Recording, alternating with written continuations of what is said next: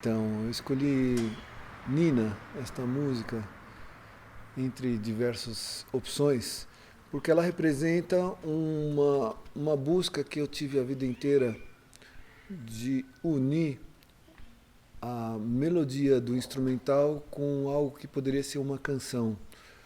E essa canção tem um fundo emocional.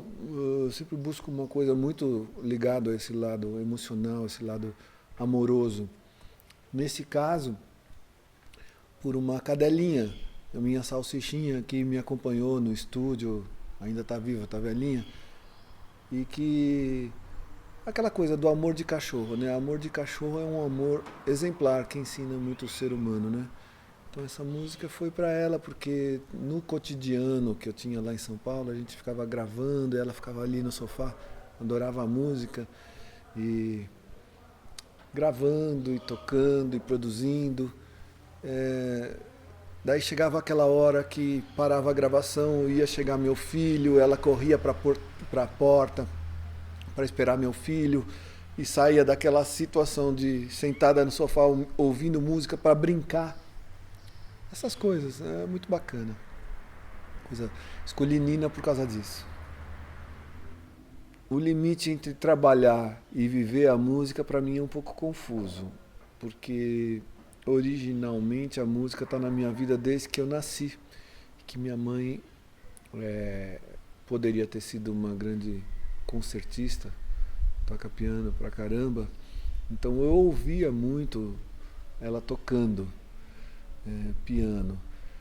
E quando isso começou a virar trabalho, exatamente é um pouco difícil, porque, vamos dizer, com 15, 16 anos de idade, eu comecei a fazer trilhas para teatro de boneco, que foi uma coisa muito bacana, e começar a tocar aqui e ali, trilha para teatro e bares, e daí comecei a conhecer artistas, conheci o Jerry Espíndola, depois a Alzira Espíndola, a Alzira E, e fomos tocando a vida. Depois, nesse caminho, fui tocar com Itamar Assunção, com Bocato, querido trombonista também, queridíssimo, e aprendendo muito sempre com cada pessoa com quem eu tocava. E depois Itamar Assunção, e depois Gangue 90, Paulinho Lepetit, é, Gigante Brasil, Luiz Chagas, tanta gente boa que eu fui conhecendo nesse caminho da música, né? Tantos músicos especiais, Cláudio Faria, Daniel Zafran, Reinaldo Arcanjo. Bom, não dá nem para falar, é muita gente. E, enfim, aí foi profissionalizando, mas sempre com um vínculo ligado com a expressão artística, a expressão humana da música. Até porque eu escolhi essa música porque acho que esse amor de cachorro é um amor que exemplifica muito o tipo de amor que a gente idealmente deveria ter na vida, com a arte, com o nosso trabalho e tudo, né? Que é um amor sem expectativa de retorno. É mais uma doação onde a gente se supre e se farta da alegria de fazer mesmo. E por sorte, por desígnios da vida, eu pude tocar com artistas muito legais durante a vida, fora Itamar, Alzira, Bocato, Arrigo Barnabé, Guilherme Rondon, TT, tanta gente. Na verdade, eu não consigo nem ir produzir discos de muita gente. Comecei a Marisa Monte, tive no palco com Naná Vasconcelos, com Oswaldinho do Acordeon, Altamiro Carrilho, gravações com Hermeto, palco e gravação com Lenine, com Chico César, com tanta gente bacana que faz coisas boas, Zélia Duncan. É uma grande alegria, assim, uma vida muito boa. E essa história continua, por exemplo, aqui em Piracá, agora tocando com com a Helena Badari, sensacional, uma artista talentosa. E parei por um bom tempo de fazer meu trabalho. Porque o meu trabalho que é instrumental. Comecei meu primeiro disco em 89. E depois lancei um outro em 94, autoral, de música instrumental. Acho que eu me distanciei um pouco da palavra e tentava fazer a composição falar em palavras. Então, muito da característica da minha composição é que elas poderiam ser canções, cabem letras, né? Não todas, mas uma grande parte. E depois eu fiquei uns 23 anos sem fazer meu trabalho de compositor, que eu lancei em 2017. Recentemente eu Abro os Caminhos, que é um trabalho instrumental meu, mas continua a mesma coisa, um vínculo com essa coisa de tentar falar na alma das pessoas. Eu tive essa sorte, esse privilégio de trabalhar sempre com artistas que buscaram isso. Então eu sou muito agradecido à vida por isso. Então, os primeiros músicos que me influenciaram, acho que vieram por conta de minha mãe. Então, Chopin, Liszt, Bach, Beethoven, essas coisas. Também, como eu era criança, tinha a Jovem Guarda, bem legal, tinha umas coisas bem interessantes, canção popular, bem legal. Teve um disco que foi um marco para mim, que foi a primeira fita cassete da família, que meu pai comprou um gravador, e que veio uma fita maravilhosa do Luiz Bonfá. Isso me marcou bastante. Grande violonista, compositor, intérprete, bastante lírico, assim como minha mãe. E isso me influenciou bastante. Na sequência, a gente vai conhecendo tanta gente e aprendendo tanto com tantas pessoas que é difícil enunciar. Assim, na sequência vai trabalhando, mas tenho influências do choro, do pichinguinha, da bossa, do jazz, do blues, do rock e outras coisas que são difíceis de classificar, como um Frank Zappa, que mistura essas coisas todas, um Hermeto. É difícil. O Luiz Gonzaga, Jackson do Pandeiro, a música caipira do Sudeste, esses violeiros todos maravilhosos. É um negócio sem fim, né? A gente tem muita riqueza. Música, o jazz francês, o Charleston, música árabe, música chinesa. Música não tem fim, é um negócio sem fim, influência sem fim. Então, a Casa Viva foi uma aventura muito bonita que eu compartilho com a minha companheira Marina, e que junta um pouco do histórico nosso pessoal. A Marina teve escola por praticamente 20 anos em São Paulo e desenvolveu, e sempre tivemos em família uma coisa de receber com carinho as pessoas e enaltecer as coisas boas, receber para curtir. E isso é uma coisa que a gente curte muito. E, por outro lado, com esses anos todos de carreira, né, tocando, a gente tem muitos contatos, muitos amigos na área musical. Então a ideia era trazer essas pessoas para a gente poder compartilhar, abrir um espaço para que eles viessem trazer sua arte e convidar as pessoas para poderem desfrutar, sem ter que ir a São Paulo. E isso foi muito bacana, tem sido muito bacana.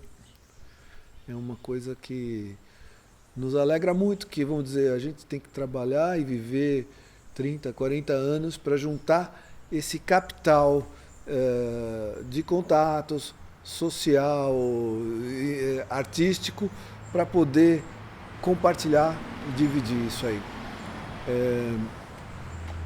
que mais que eu teria a falar sobre a Casa Viva? Eu acho que isso também já era um desejo de muitos amigos que a gente tem aqui há mais de 30 anos em Piracaia, e que esses amigos sempre sonharam e tiveram ações para isso, e à medida que a cidade vem recebendo, como diz muito bem o Dirso do Pau d'Água, né, os novos rurais, pessoas que fogem da cidade, mas que têm um desejo de gastronômico, cultural, artístico, de saúde, vem agregar muito aqui a nossa comunidade, mas é um desejo antigo, de mais de 30 anos, que as pessoas tinham de trazer e compartilhar arte. E parece que hoje nós temos aqui uma maturidade para que isso se realize, né? Sobre essa questão da arte, é uma coisa um pouco enorme, enfim.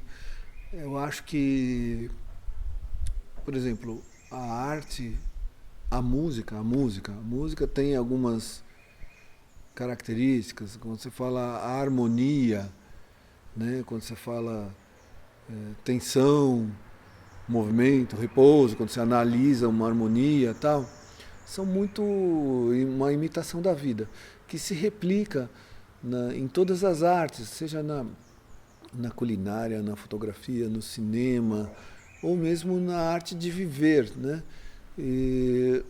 Do que me atrai muito, e significativamente mesmo, é o amor entre as pessoas. É o que me anima, é a única coisa que pesa nessa vida. A noite é muito bacana, né? Parece que é o momento que as pessoas estão livres do trabalho. O trabalho, eu adoro trabalhar, mas parece que quando as pessoas se desincumbem do seu vínculo com aquelas obrigações, elas se libertam para ser elas mesmas. E isso é algo muito libertador, muito revelador. Então, normalmente as pessoas se animam e bebem, e falam e dão risada. É uma desopilada, né? Dá uma desopilada na alma, no espírito. A noite tem isso, que é muito rico. Tem o problema da constância na noite, né? O cara vira um alcoólatra, vira um bebum. Tem que ter um certo equilíbrio nisso. Como dizia um amigo meu, tem que evitar excessos, né? Uma coisa assim. Quando eu comecei a tocar, havia um certo conflito entre o tocar como um profissional e o tocar como uma espécie de consagração ao sagrado, porque a música, ok, é uma profissão, mas o que me atraía na música era algo mais que permitia a gente compartilhar de uma moeda que é um pouco subjetiva, não é exatamente, longe de ser apenas o dinheiro, muito mais a alegria, a compaixão, a inspiração. Então eu comecei a compor músicas que tentavam dialogar com esse anseio individual. E ao longo do tempo eu fui tentando registrar. Eu registrei primeiro esse vinil, Vidros e Trilhos, que tem participação do Gigante Brasil, Paulinho Lepetit, Bocato, um monte de queridos, Cláudio Faria, uma moçada, e que foi lançado em 89. Depois eu lancei este aqui, que é o Maguari, o primeiro CD da Baratos Afins, o 001, que o Luiz Calanca não queria fazer CD, ele só gostava de vinil, acabou fazendo CD, e com composições próprias, sempre com composições próprias instrumentais. Eu procurei falar através de músicas sem letra. E aí parei praticamente 24 anos de fazer minhas músicas e me dediquei a botar a minha alma em parceria com grandes artistas, com quem eu tive o grande prazer de produzir, com Alzira Espíndola, com a Cris Aflalo. Então, com a Alzira Espíndola, tivemos discos muito legais que eu participei, entre os quais esses que eu produzi, que é com a Alice Ruiz, Paralelas, muito legal. A parceria de 15 anos de Alzira com Alice Ruiz, trabalho maravilhoso de poesia. Esse Alziraê, sensacional também, que é a parceria de Alzira com o poeta Arruda, grande letrista também, compositor. Tive parcerias muito legais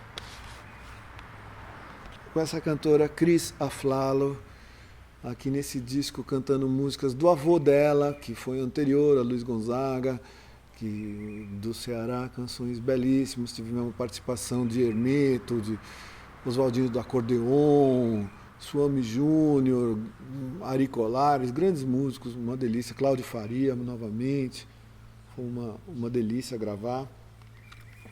Tivemos esse disco que eu fiz com ela também, Quase Tudo Dá, que tem canções do Arnaldo Antunes, Lula Queiroga, Gilberto Gil, uma intérprete muito bacana, Cris Aflalo também.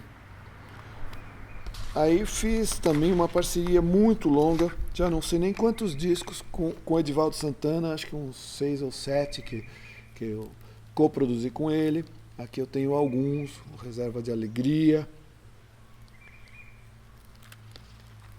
o Jataí, tem o último que é Só Vou Chegar Mais Tarde, tem o Ao Vivo também. Também produzi coisas com o Maurício Pereira. Esse não é um disco que eu produzi, mas foi feito no meu estúdio. O que eu produzi eu não estava com ele aqui, que é um turbilhão de ritmos tocando marchinhas de carnaval, muito bacana também. E outros compositores.